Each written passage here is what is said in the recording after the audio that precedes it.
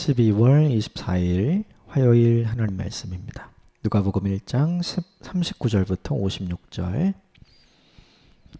말씀 좀 길지만 같이 읽도록 하겠습니다. 39절입니다. 이때 마리아가 일어나 빨리 산골로 가서 유대 한 동네에 이르러 사가랴의 집에 들어가 엘리사벳에게 문안하니, 엘리사벳이 마리아가 문안함을 들으매 아이가 복중에서 뛰노는지라. 엘리사벳이 성령의 충만함을 받아 큰 소리로 불러 이르되, 여자 중에 내가 복이 있으며 내 태중의 아이도 복이 있도다. 내 주의 어머니가 내게 나아오니 이 어찌 된 일인가? 보라, 내 문안하는 소리가 내 귀에 들릴 때에 아이가 내 복중에서 기쁨으로 뛰놀았도다. 주께서 하신 말씀이 반드시 이루어지리라고 믿은 그 여자에게 복이 있도다. 마리아가 이르되, 내 영혼이 주를 찬양하며 내 마음이 하나님 내 구주를 기뻐하였음은 그의 여정의 비천함을 돌아보셨습니다. 보라, 이제 후로는 만세의 날을 복이 있다 일컬으리로다. 능하신 이가 큰 일을 내게 행하셨으니 그 이름이 거룩하시며 긍휼하심이 두려워하는 자에게 대대로 이르는도다. 그의 팔로 힘을 보이사 마음의 생각이 교만한 자들을 흩으셨고 권세 있는 자들을 그 위에서 내리치셨으며 비천한 자를 높이셨고 줄이는 자를 좋은 것으로 배불리셨으며 부자는 빈손으로 보내셨도다.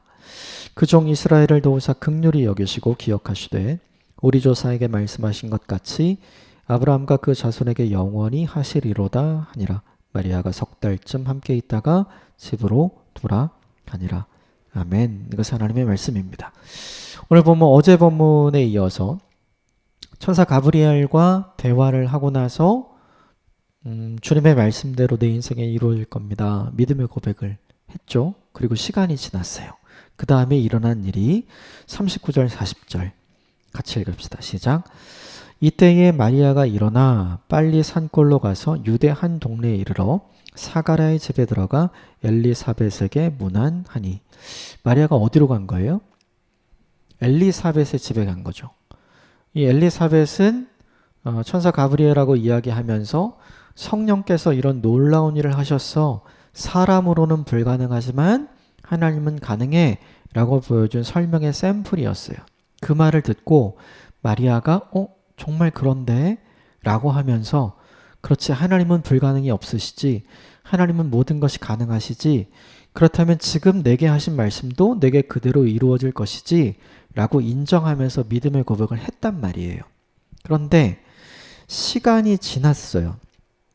그러니까 어떻게 돼요? 다시 진짜인가? 정말인가? 의심이 들고 회의에 빠지게 된 거죠. 흔들렸어요. 여러분, 이게 우리에게 보여주는 메시지가 있어요. 한 방에 믿음의 사람이 되는 사람은 없어요. 그러니까 한 번에 온전한 믿음의 사람이 되는 경우는 없어요. 사람은 그런 존재가 아닌 거예요.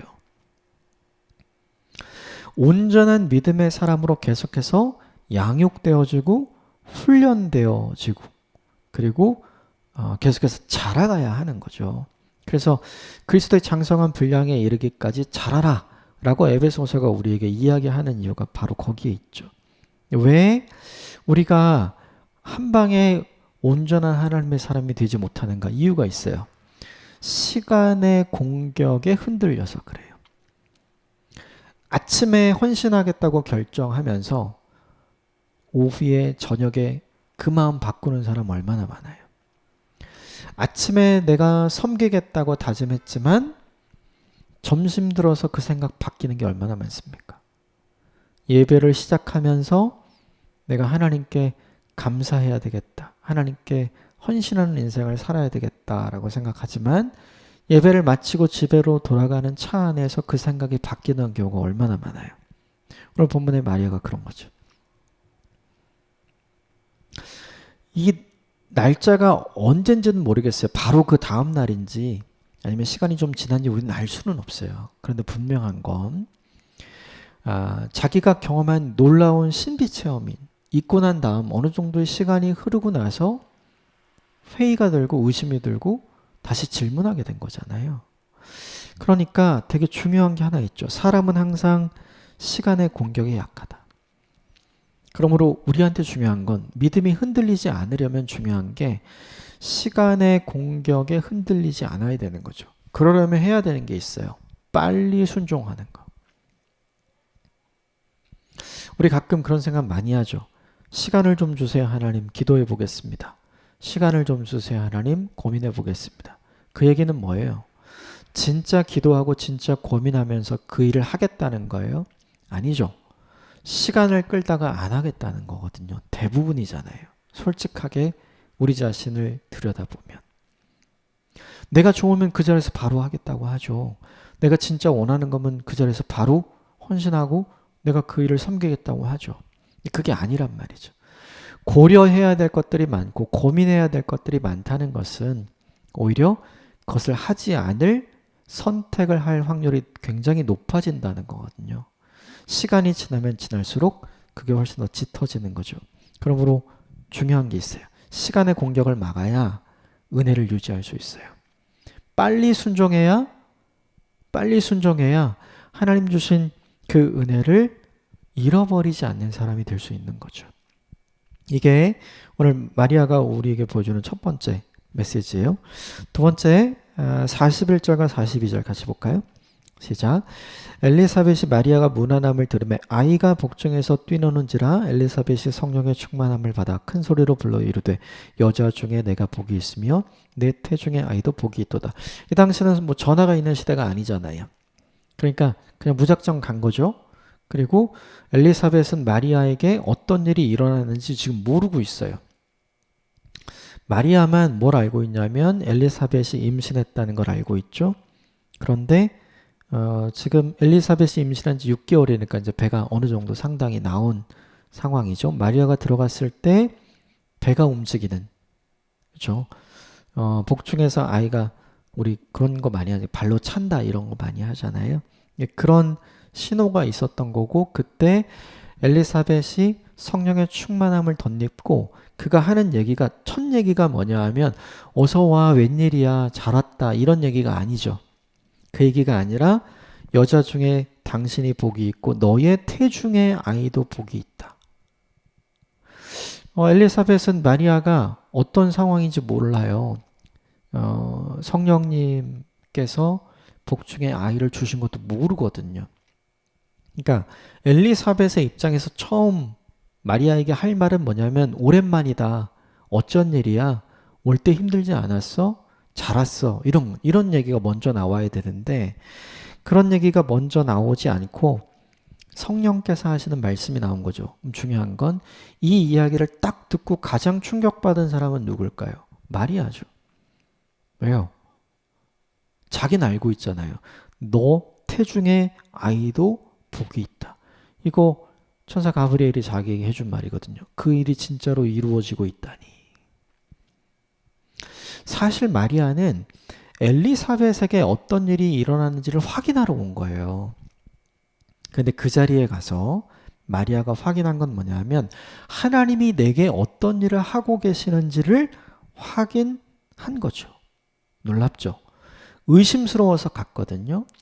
그런데 하나님은 의심하는 마리아에게 그렇죠. 요놈 의심했구나. 한 대 팍 이런 게 아니죠. 그게 아니라 하나님이 진짜 그에게 어떤 일을 하고 계시는지 보여주시고 알게 하시고 깨닫게 하시는 거죠. 여러분 이게 되게 중요해요. 의심의 사람을 하나님이 어떻게 생각하는가? 시간의 공격에 의해서 믿음이 흔들리는 사람을 하나님이 어떻게 생각하는가? 하나님은 그걸 배신이라고 생각하지 않아요. 연약함이라고 보시는 거예요. 그래서 그 연약함을 강함으로 만들어 주시기 위해 하나님은 특별한 하나님 임재의 체험과 하나님의 경험, 하나님의 나와 함께 계심의 경험을 오늘 마리아에게 해 주는 거죠. 여러분 하나님 참 멋지지 않나요? 마리아는 의심해서 갔는데 그죠? 엘리사벳이 보자마자 너 왜 의심했어? 이런 얘기 안 하잖아요. 네? 하나님께서 마리아를 책망하시려고 했다면 엘리사벳의 입술을 통해서 그런 말 하실 수 있잖아요. 그런데 그런 얘기가 전혀 없죠. 너가 복되고 내 태중의 아이도 복이 있다. 하나님은 정말 근사한 분인 것 같아요. 정말 멋있는 분, 정말 크고 깊고 넓은 분. 이 하나님의 사랑을 제대로 누리는 저와 여러분이 되시기를 주님으로 축복합니다. 그리고 이야기를 하게 되죠. 그러면서 설명을 해요. 왜 그런 일을 하게 되었는지. 43절부터 45절까지 같이 읽읍시다. 시작. 내 주의 어머니가 내게 나아오니 이 어찌 된 일인가. 보라, 내 문안하는 소리가 내 귀에 들릴 때 아이가 내 복중에서 기쁨으로 뛰놀았다. 주께서 하신 말씀이 반드시 이루어지리라고 믿은 그 여자에게 복이 있도다. 이거 누가 한 말이에요? 마리아가 한 말이죠. 마리아가 한 말을 엘리사벳이 들었나요? 못 들었죠. 그런데 알고 있죠. 그러니까 마리아 입장에서 너무 신기한 거죠. 마리아는 분명히 물어보고 싶었어요. 언니 진짜야? 임신했다며? 아이가 생겼다며? 정말이야? 어디 한번 봐봐. 이걸 제일 먼저 이야기하고 싶었을 거예요. 그런데 여기까지 마리아의 대사는 하나도 안 나옵니다. 한마디도 안 해요. 그냥 하나님이 다 엘리사벳을 통해서 마리아가 듣고 싶었던 거 다 들려주시고요. 마리아가 했던 말들을 직접 확인시켜 주시죠. 아, 하나님 진짜 놀라우신 것 같아요. 이렇게 마리아를 책망하는 게 아니라 이렇게 마리아를 믿음의 사람으로 만들어 가시는 거죠. 여러분, 이게 우리에게 굉장히 중요해요. 주께서 하신 말씀이 반드시 이루어지리라고 믿은 그 여자. 지금은 믿어요, 안 믿어요? 지금은 의심해서 왔잖아요. 그런데 책망하지 않는 거죠. 그 여자에게 복이 있다 선포하시고 이 복이 지금도 계속되는 것이다 이야기해 주죠. 하나님은 우리가 생각하는 것보다 크고 깊고 넓어요. 이 하나님을 오해하지 않는 저와 여러분이 되시기를 주님으로 축복합니다. 이 이후에 46절부터 56절까지는 이 이야기를 다 듣고 마리아가 질문하고 싶었던 거, 묻고 싶었던 거, 확인하고 싶었던 거 안 합니다. 그냥 찬송해요. 왜요? 엘리사벳이 41절부터 45절까지 한 그 말 속에 마리아가 묻고 싶었고 확인하고 싶었던 모든 내용이 다 들어있었어요. 그러니까 더 할 말이 없는 거죠. 더 할 말이 없어요. 그래서 마리아가 한 일이 뭐냐 하면 찬송을 하기 시작해요. 그리고 그 찬송의 내용에서 굉장히 중요한 내용이 등장을 합니다. 여러분 49절부터 53절까지 같이 읽읍시다. 49절부터 53절 시작. 능하신 이가 큰 일을 내게 행하셨으니 그 이름이 거룩하시며 긍휼하심이 두려워하는 자에게 대대로 이르는도다. 그의 팔로 힘을 보이사 마음의 생각이 교만한 자들을 흩으셨고 권세 있는 자를 그 위에 내리치셨으며 비천한 자를 높이셨고 줄이는 자를 좋은 것으로 배불리셨으며 부자는 빈손으로 보내셨도다. 마리아가 내 영혼이 주님을 찬양합니다 라고 하나님을 찬양하는 얘기를 쭉 하면서 어떤 얘기를 하냐 하면 전능하신 그분이 내게 전능하신 일을 행했는데 처음에 그것이 나는 굉장히 두려웠다는 거죠. 하나님의 전능하심이 내게 일어나는 게 굉장히 신나고 굉장히 기대되는 일이 아니라 사실은 굉장히 두려운 일이었다. 이런 이야기를 해요. 그리고 하나님은 어떤 자를 쓰셨냐면 바로 그렇게 두려워하는 나를 사용하시고 낮은 나를 사용하시고 비천한 나를 사용하시고 줄인 나를 사용하시고 겸손한 나를 사용하시고 능력이 없는 나를 사용하시다. 이런 이야기들이 쭉 등장을 합니다. 근데 이게 되게 중요한 게 있어요. 우리가 하나님이라면 내가 뭔가를 행하려고 할 때 굉장히 두려워하는 사람을 쓰겠어요? 아니면 자신 있게 네, 해보겠습니다. 이런 자세를 가진 사람을 쓰시겠어요? 여러분이 하나님이라면. 전자가 아니라 다 후자죠. 살펴보면 낮은 자를 쓰시겠어요? 높은 자를 쓰시겠어요? 높은 자죠. 비천한 자를 쓰시겠어요? 아니면 존귀한 자를 쓰시겠어요? 존귀한 자죠. 줄인 자를 쓰시겠어요? 아니면 배부른 자를 쓰시겠어요? 배부른 자죠. 겸손한 자를 쓰시겠어요? 아니면 능력이 출중한 자를 쓰시겠어요? 능력이 출중한 자죠. 여러분 이 본문을 보면 우리의 선택 기준과 마리아가 찬송한 내용에 등장하는 하나님의 선택 기준이 너무 달라요. 근데 이게 예수님의 제자 선택도 마찬가지죠. 예수님이 하나님의 나라를 위해 이 땅 가운데 오셨다면, 그렇죠? 그 시대에 정말 탁월하고 유명한 인재들을 선택했으면 얼마나 좋아요. 근데 그게 아니라 가장 가난한 달동네 나사렛에서 예수님은 제자들을 선택해내시잖아요. 그렇죠? 우리라면 절대 선택할 것 같지 않은 사람들을 선택한단 말이죠. 이게 왜 그럴까 생각해보면 이게 하나님의 일하시는 방식인데, 하나님의 일하시는 방식은 어떤 거냐면 하나님이 가장 잘 드러나는 방식을 쓰시는 거예요. 탁월한 자를 쓰지 않으시고 탁월하지 않은 자를 쓰시는 이유는 탁월한 자를 쓰면 자기만 드러나거든요. 하나님이 드러날 여지가 없어요. 그래서 오늘 본문에 낮은 자, 비천한 자, 줄인 자, 겸손한 자, 능력이 없는 자, 두려워하는 자, 용기 없는 자, 이런 사람들을 쓰시는 게 뭐냐면 이런 사람들을 통해서 하나님이 가장 잘 드러나기 때문이죠. 약해도 낮아도 비천해도 하나님 이걸 다 바꾸는 거예요. 가장 강력하게 바꾸시고 가장 높게 바꾸시고 가장 존귀하게 바꾸시고 가장 능력 있게 바꾸어 주시는 거죠. 이걸 우리에게 적용할 필요가 있는 것 같아요. 우리는 다 기준을 통과해야 하나님께서 쓰신다 생각해요. 근데 살펴보면 그 기준은 다 내 기준이에요. 이쯤 돼야 되지 않나? 이쯤 능력을 갖춰야 되지 않나? 이쯤은 내가 준비가 돼 있어야 하지 않나? 이런 생각이에요. 근데 하나님의 선택 기준, 하나님의 사용하시는 기준은 그것과 전혀 상관없죠. 내가 탁월해서 내가 능력이 있어서 쓰시는 게 아니라 하나님이 쓰셔서 탁월해지는 거고 능력 있게 되는 거예요. 내가 내가 내 능력을 잘 드러낼 수 있을 때 하나님이 쓰시는 게 아니라 나를 통해서 그분이 잘 드러날 수 있을 때 우리를 쓰시는 거거든요.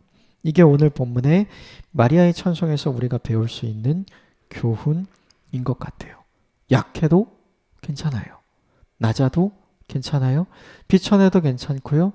줄여도 괜찮아요. 능력 없어도 괜찮아요. 이 모든 것을 커버하시는 하나님 손에 쓰임받으면 문제될 게 없어요. 그러면 되게 중요한 게 어떤 사람이 쓰임받는가? 인정하는 사람이요. 마리아가 뭘 인정했어요? 주의 말씀대로 이루어지이다. 하나님을 하나님으로 인정하는 사람을 쓰시는 거예요. 우리가 그런 사람이 되기를 주님의 이름으로 축복합니다. 하나님을 하나님으로 인정하지 않고 자기 실력을 높이고 무언가 준비하려는 사람들이 있어요. 그래야 쓰임받을 것 같다고. 근데 잘 생각해 보세요. 오늘 본문은 그 방식으로 하나님이 일하시거나 쓰시지 않았거든요. 잘 준비하고 능력을 갖추는 일은 중요하긴 해요. 근데 그게 우선순위가 아니에요. 하나님을 하나님으로 인정하는 게 가장 큰 우선순위인 거죠. 믿음의 사람을 하나님이 사용하시는 거예요. 이 상황과 능력과 상관없이 그가 믿음의 사람이어야 하나님께서 쓰시는 것이고 하나님이 그를 통해 하나님의 하나님 되심이 드러나게 하시는 거죠. 이걸 우리에게 적용했으면 좋겠어요. 우린 다 탁월하고 실력 있는 사람이 되라고 얘기하잖아요. 근데 그거 되기 이전에 먼저 해야 될 게 있어요. 하나님을 하나님으로 인정하고 받아들이는 믿음의 사람이 되어야 하는 거죠. 오늘 하루 이것을 깊이 묵상했으면 좋겠어요. 탁월해서 쓰임받은 게 아니라 믿음의 사람이라서 탁월하게 쓰임받은 거예요. 하나님의 손에 탁월하게 쓰임받는 믿음의 사람이 되시기를 주님의 이름으로 축복합니다. 함께 기도하겠습니다.